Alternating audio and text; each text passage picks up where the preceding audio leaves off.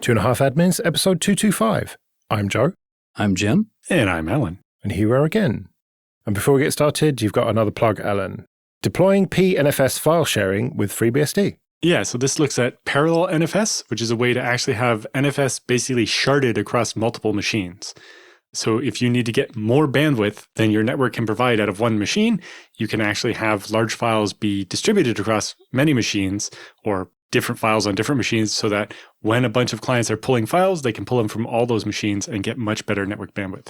It also means you can build NFS that's resilient to a single machine being down. Well, link in the show notes as usual. FBI warns iPhone and Android users stop sending texts. They want you to use something like Signal instead. Yeah, so just in time for Apple's adoption of RCS to provide a more common way to use text messages across different phones, the FBI and CISA and U.S. cyber defense agencies are warning people that Chinese hackers have breached so many U.S. telecom networks that you're better off sending fully encrypted messages and not using SMS messages. It's wild when the feds are asking you to encrypt your interpersonal communication. Yeah, the same organizations that want to put backdoors into encryption. Yeah, I think the big message here is they're serious about it when the same organizations that are constantly trying to whine that end-to-end encryption is bad are suddenly just straight up saying, use Signal. It's no, use Signal, please. It tells you a lot about how much they really mean it as opposed to it just being like yet another xenophobic, oh, China bad, let's rile everybody up kind of thing. I think that call that goes very much against their own messaging for years at trying to get themselves access to interpersonal messaging tells you a lot about whether they really mean this. Maybe stop using SMS for anything important at all to begin with.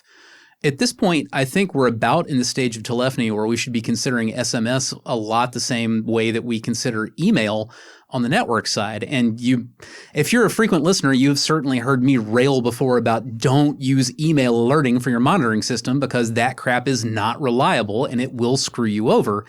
And that's the same thing here again with SMS. SMS is incredibly unreliable. It was never built to be a particularly secure protocol in the first place.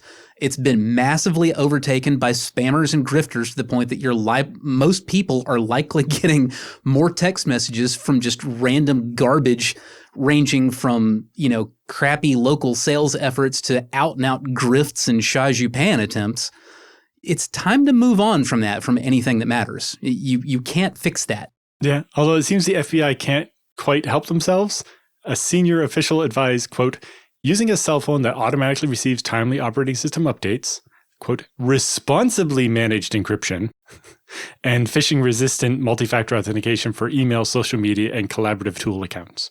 So they still got to get their jive in there about backdoored end-to-end encryption, but it is definitely still interesting to see them pushing us towards those messaging protocols instead of away from them for once. I wonder if it'll have any effect, though, because people just use iMessage, don't they, in America? Well, so that's why they mentioned the RCS thing, where suddenly you would be able to have most of that functionality over SMS between a Google phone and an iPhone, where iMessage only worked for iPhone to iPhone before. I don't know. It's definitely there are different bubbles of people on the internet. There's the people that use WhatsApp, the people that use Telegram, the people that use Signal, people that use Facebook Messenger is a huge one for a lot of people. It is a huge one, yeah. Unfortunately, yeah. Whereas I prefer Threema and Signal, but I'm on lots more of them than that. If your weed man doesn't use Signal, get a better weed man. I hear they're all on Telegram. Like I said, if your weed man doesn't use Signal, get a better weed man. US senators propose mandated MFA and encryption in healthcare. Yeah, having some bare minimum of security for healthcare seems like, we're kind of tired of hearing hospitals getting held for ransom because their IT infrastructure is so bad and so on. And so I think it's probably good to see it mandated, but knowing how the environment they have to work in, I know that it's going to probably not help as much as we would hope. I think the big news here is not that encryption and multi-factor authentication is a good idea with, healthcare and similar protected data. I think the real news here is that even U.S. senators are actually bothering to propose it. Yeah. My biggest concern is, especially if you get to a certain level where, you need a certified solution or something, that there's only 2 vendors that make it, and we're going to end up with a worse monoculture than we have now for some of this stuff. But having at least some MFA has got to be better than what's out there now. It's okay, Alan. They'll implement it tomorrow. Just use SMS for easiness. But yeah, they had some interesting examples recently. For example, Change Healthcare took more than 9 months to restore their insurance clearinghouse service after they got hit with ransomware, which meant a bunch of hospitals weren't getting paid properly, which for smaller ones or individual doctors and so on could have been a pretty big inconvenience for a while, where all the medical services, dealing with the crap you have to deal with for American health insurance. And then after the fact, they weren't paying you, or, oh, sorry, the computer system we use to tell you whether you're allowed to do this for somebody or whether we'll pay you for that procedure is broken. So hope that person doesn't need that procedure very badly. So here's a question for you guys. When do you think we're going to have the first actual, no kidding, boots on the ground shooting war that's fought over data excursions like this? Because I think it's inevitable. I mean, the amount of damage that you can do to modern infrastructure with nothing but hacking, nothing but screwing up the data, I mean, it's massive. And I'm honestly kind of surprised we haven't had any, well, at least any shooting incidents that we know of yet, as a military response to this kind of thing. Because it's getting to the point where nation states are doing it to other nation states. I mean, it's an attack. It gets people killed. It does billions of dollars of damage. Yeah, and we've seen possibly not nation-state motivated malware hitting oil refineries and water treatment plants and so on. And it might be that those were just random.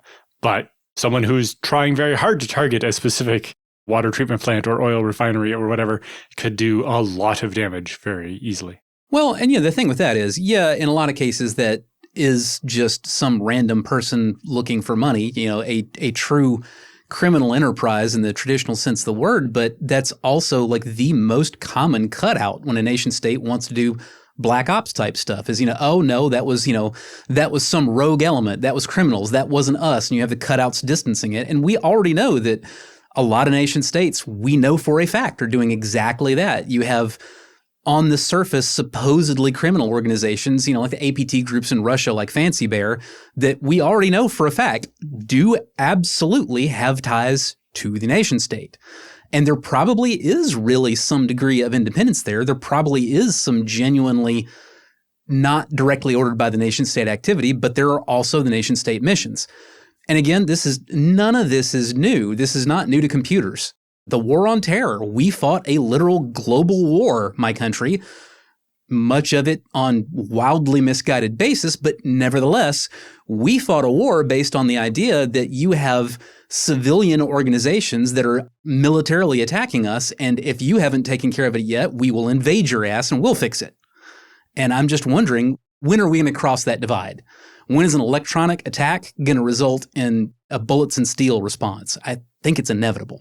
Well, I think we already saw some of that where before the bullets and steel attack started, in the hours before that, there were cyber attacks attempting to limit the defender's response to it.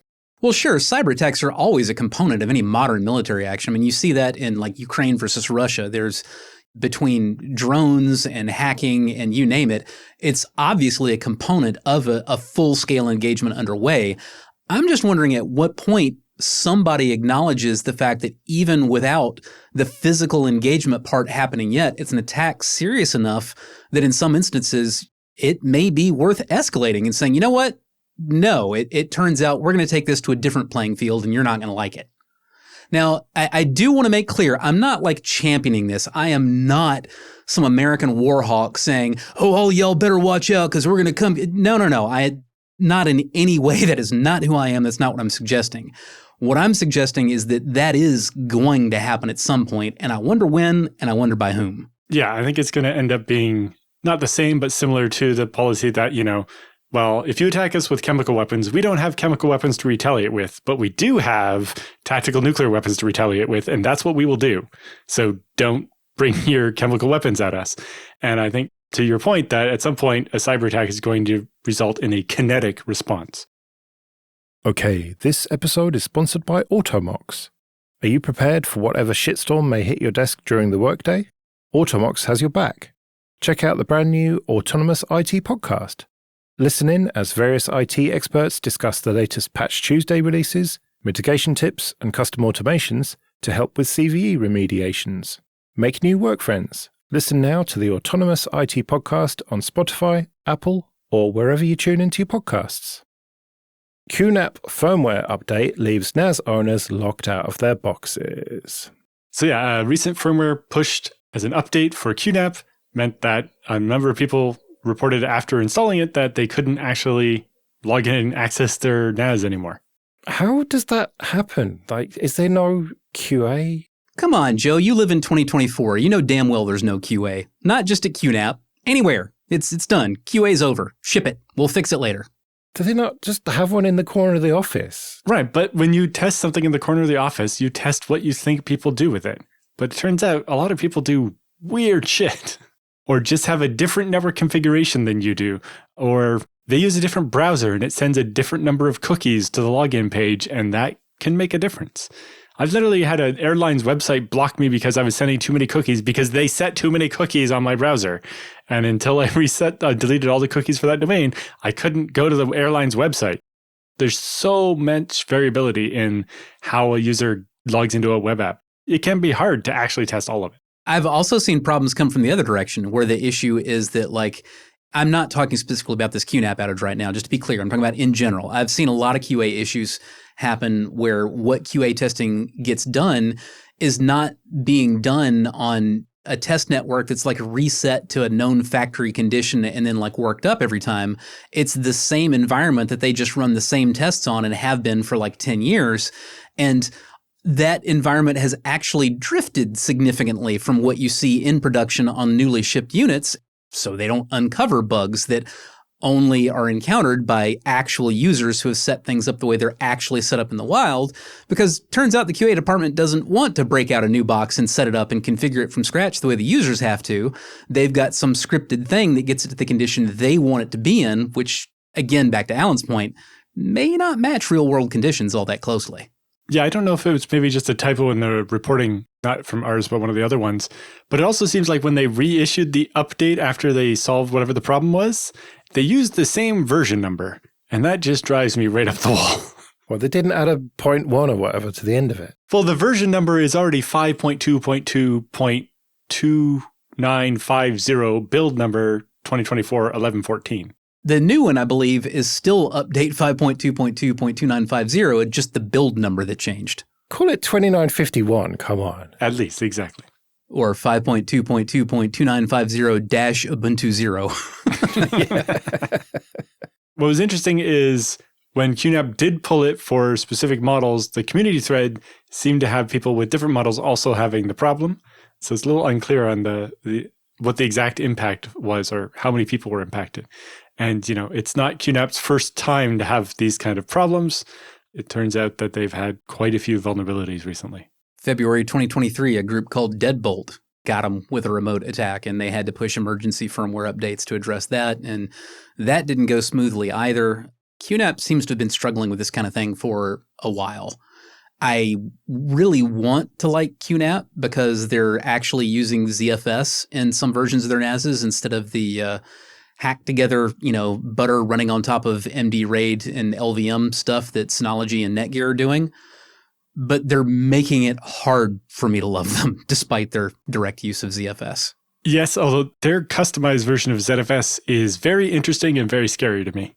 They have some interesting features that I'd love to see the source code for, and some features that they have that are the same as upstream OpenZFS features, but they had them earlier and they are slightly different. Like they have support for large blocks, but their version only goes up to 1 megabyte, not 16 megabytes. And it's a different feature flag because it isn't the same. Which brings me to one of my favorite rants, which is like, vendors, stop screwing with the upstream code. If you want new features in a file system, then develop the actual file system. Like, be a part of the upstream community and like get that stuff done. This idea that like you're just going to hack it up and make your own junkyard dog that's different from upstream, it never works out well in the long run. And I'm not just looking at QNAP for this. I'm going to stop naming names now, but some of y'all will know from previous rants who I've got in mind. Yeah, we did a whole episode of Linux Dev Time about this with Alan, about how you should just contribute to upstream. It just works out cheaper in the end. Yeah, and I get the idea of wanting market differentiation, saying, oh, well, we built this feature and here's the only place you can get it. I understand the allure of the idea. The problem is that in the real world, it always winds up being exactly the opposite. You're saying you can only get these awesome features from here, but what the rest of the world is experiencing is we only get these catastrophic bugs from you, because it turns out that you're trying to compete with upstream. It's upstream because that's more part of their day-to-day life. That's what they really do for a living. It's not just a thing that they're trying to mess with a little bit, like that's what they do. So the odds that you're going to compete with them and do a better job than they are when it's not your primary focus are slim to none. Yeah, and you're porting your features to every new version rather than just putting that feature in upstream and letting them port it to the new versions, or at least have compatibility with it. Precisely. Yeah, like that's been a big part of some of it with ZFS in that, oh, I want to get my feature in before this other person's because it's going to have a conflict and one of us is going to have to solve it. And if I get there first, then it's their problem to figure out how to make these two incompatible things work together. That's slightly selfish, but it's really the point is that once you get it there, it becomes collective responsibility. And when someone wants to change something, they have to do it in a way that doesn't break your functionality versus when you're pulling it in. And I think the biggest thing is it focuses on you being the expert on your code. Whereas if you're just trying to pull in from upstream and integrate it with your custom stuff, you now have to be the expert on everything that changed upstream because you're doing it by yourself. Whereas if you push your code upstream, you're the expert on your code and the other person's the expert on their code and we all make it work together. But when you're doing it all by yourself, because you're not sharing with upstream, then suddenly you have to be the expert on all of the code. And that can be a much bigger hurdle. If you'll permit a digression here, it occurs to me that it's almost like open source software is serving a lot of the same functionality that the patent system was originally intended to serve. So you go way back in the day, we didn't have a patent office and, technological advancement usually happened at like a guild level. And new technology was kept secret. It was only within the guild. You were not allowed to let anybody else know about it. You had to be a guild member to know how to use it, to be able to produce device with it, and so forth. And the whole reason that the patent system was invented was because, knowledge kept getting lost that way because everybody was being super secretive about technological advancements and it wasn't efficient. So the idea originally behind the patent system was in return for making the technology that you've created available to everybody, you get a limited term monopoly on it. You can allow other people to license your patent in return for paying you some money to use it. But after a reasonable amount of time, patents are supposed to expire. And once the patents expire, that knowledge becomes completely public domain. And even in the meantime, before the patent expires, the knowledge is there for everybody. It's the usage of it that is a bit limited, maybe more than you would like. And what Alan was talking about, with this idea that people were like, oh, I need to get my stuff into upstream first. That way everybody else has to solve compatibility problems, not me. It's kind of similar. If you're a vendor who's thinking about developing a new feature that goes towards, an open source application or even an entirely new open source application itself, getting it out there and upstreamed and open sourced first kind of gives you some of those same advantages. It means that in return for giving up on some of this secrecy, you're able to leverage a lot of additional advantages that you would not have been able to without that trade-off. I keep seeing these issues with these off-the-shelf NASs, with QNAP and Synology and whatnot. And it just kind of vindicates my choice to never have bought one of these and to just build my own NAS. If you have the technical ability to build your own NAS, yeah, there's really no doubt. You certainly should. It will cost you less money. It will perform better. It will probably live longer. It's going to be a better fit all the way around. The value proposition to buying a NAS is not having to build it or do much of the maintenance yourself. And the trade-off is, well, somebody else is maintaining it. When they do a crappy job of it, you're the one left with the crappy end of the stick. Yeah, it's just it really seems to be a race to the bottom there. Like the NASs that you buy at a big box store, they're trying to get as much hardware and compute and so on into that tiny box.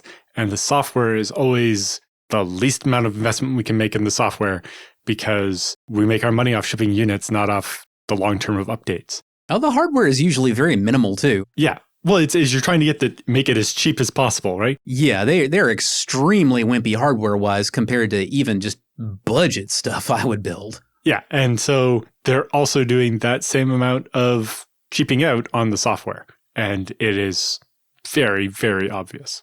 Whereas I'm relying on Ubuntu, or you might be relying on FreeBSD to basically provide the software for your NAS, which I've got a feeling that's going to be slightly more reliable. Well, you are and you aren't. I mean, you're relying on Ubuntu, but, Ubuntu then in turn is, relying on the Linux kernel and, a whole bunch of other stuff. And those are the same dependencies behind that NAS. So it's not that you have no dependency chain upstream of you. You absolutely do, but you've cut out a huge amount of like middleware dependency because you've basically done the configuration to set the middleware part up for yourself rather than relying on somebody else to do it for you. Nobody is producing any computing device these days that doesn't have upstream dependencies. They all do. If you can think of a computing device that all of the hardware and all of the software and all of everything is coming from one single entity, I'd like to hear about it because I'm not even sure you can find an LED light bulb that fits that criteria these days. Yeah, but my point being that say Canonical pushed a horrible update that just completely bricked my NAS and it wouldn't boot anymore. I could just install FreeBSD on it, import my pools, and get going. Well, you can actually do that with most of these NASs as well. Like if your Synology goes wheels up, you can absolutely pull the drives out of it, put it in a Linux box, and you can, in fact, mount even their weird hybrid RAID that's like carved up, MD RAID plus butter on top of it. You can mount all that on a standard Linux box. Yeah, but I'm going to have a much better time just plugging a flash drive into my NAS and installing FreeBSD on it. Agreed. I think the bigger point there is that your dependency on Ubuntu, you're a small fish in a pond with some really, really big fish that Canonical doesn't want to piss off, and that's a good thing for you. When QNAP messes up their NASs, they screw over a whole bunch of mostly home and small business users, maybe some mid-market, a few skunk works inside enterprises that are depending on these NASs, and that sucks for them. But if Canonical screws up Ubuntu, then, huge chunks of critical infrastructure are affected. So Canonical has a much higher burden for quality and engineering on them in order to maintain their position where they are upstream. And basically, you as this little consumer, you know that Canonical's not just trying to keep you happy, they're trying to keep enterprises happy. But it does go partly to Joe's point that monocultures are bad. We need to make sure there's always a second option so that if Canonical does decide to do something because their big corporate customers want it and it doesn't matter that Joe doesn't or whatever, that there is a second viable alternative. And that's why everything shouldn't be Linux. This brings us back also to something that we discussed recently on the show, talking about, graceful failure and, having fallback options. And if you're a professional system administrator or system architect or, whatever, you actually should have like this concept in your head of like paths that you fall back to when pieces of your infrastructure fall over and are no longer fit for purpose. You should have this idea in your head of like, well, if the next version of Ubuntu that comes out is completely unfit for purpose, where do I go from there? Is it going to be Debian? If so, like how much work is it going to be to get my stuff running on Debian? Well, probably not too much since Ubuntu itself is basically downstream from Debian. The relationship's a little more complicated these days, but basically, so that's probably not going to be too hard. Well, what if all Debian-based distros wind up sucking for you? Where do you go from there? Do you go to Arch, or maybe do you go further than that? Maybe you do go to Arch. Well, what if the entire Linux ecosystem starts to suck for you for some reason? Well, you should already have some idea of like, how hard would it be for me to get all of my stuff, stood up on FreeBSD? And don't get too smug over there, Alan, because you need to be thinking the same damn thing. If FreeBSD starts sucking, you need to have some idea, okay, what's it going to look like for me to migrate all my stuff over to Linux as much as I don't want to have to do that?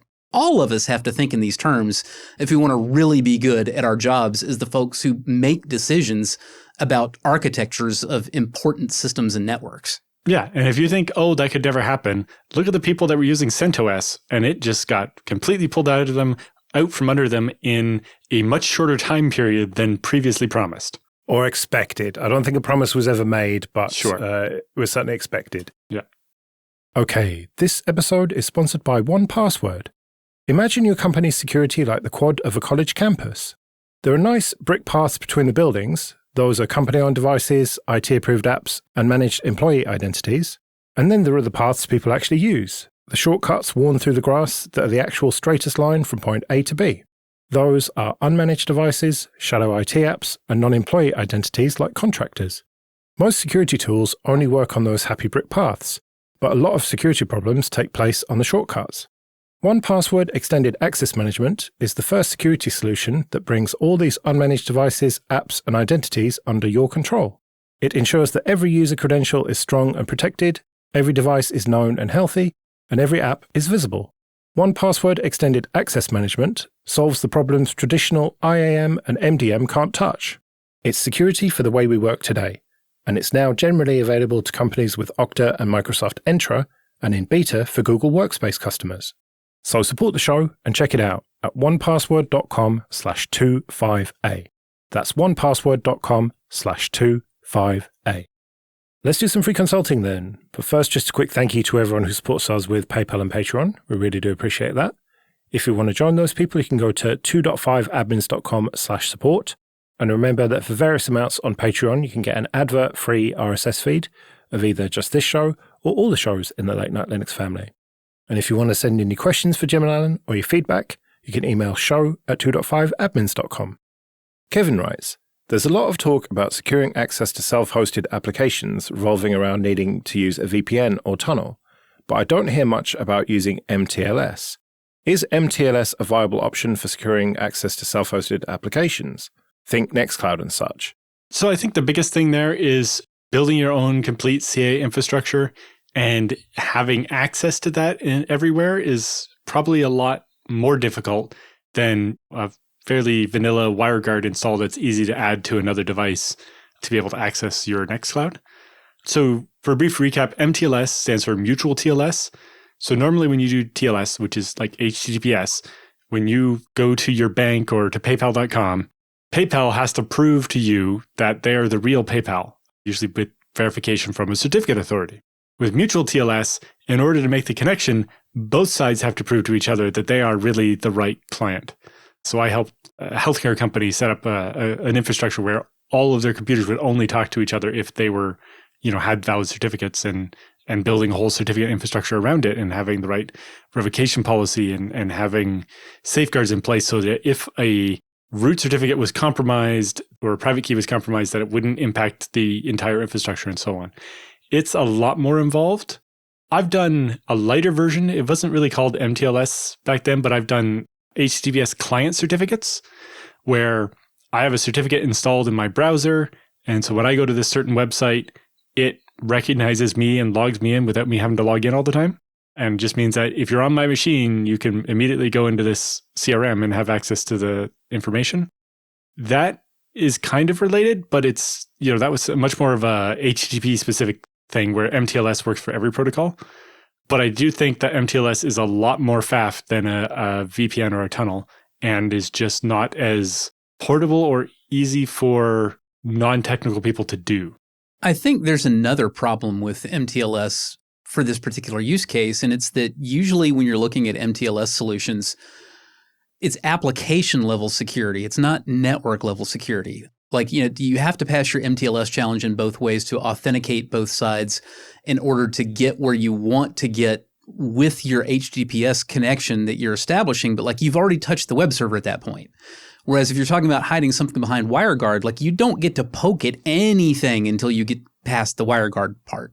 So there's a lot more isolation involved when you're looking at isolating things behind a full VPN than just providing mutual TLS security. I would personally consider mutual TLS security as more akin to an upgrade to password authentication than as a replacement for a full-on VPN. And don't get me wrong, it's not just authentication. It is also security. You do also have encryption, but there's still a lot more attack surface exposed that way. And that would make me uncomfortable for this particular use case. Yeah, I think the biggest problem really, though, is with mTLS, as you say, you have to have your own certificate authority and sign certificates and distribute them and manage all those certificates in the long term. And that's a lot harder than setting up WireGuard and here's some QR codes to be able to connect and it's done. And it's also a lot more maintenance than again, something like Tailscale or WireGuard or OpenVPN. Right, well, we'd better get out of here then. Remember, show@2.5admins.com if you want to send any questions or your feedback. You can find me at joelwest.com/mastodon. You can find me at mercenarysysadmin.com. And I'm at Alan Jude. We'll see you next week.